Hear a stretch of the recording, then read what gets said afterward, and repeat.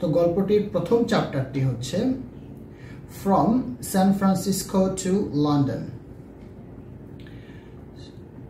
When I was 27 years old, যখন আমি ছিলাম 27 বছর বয়স্ক। When মানে যখন, I was আমি ছিলাম 27 years old 27 বছর বয়স্ক। I worked in an office in San Francisco. আমি কাজ করতাম। Worked হচ্ছে ওয়ার্কের past indefinite form. I worked in an office একটা অফিসে in San Francisco. San Franciscoতে একটা লোকেশন বা একটা জায়গার নাম হচ্ছে San Francisco, ঠিক আছে? সো এই San Franciscoটা একটা যেহেতু জায়গা, কোনো জায়গার আগে ইন বসে, তার মানে হচ্ছে যে আমার বয়স যখন 27 ছিল আমি সান ফ্রান্সিসকোর একটা অফিসে কাজ করতাম। I did my job well.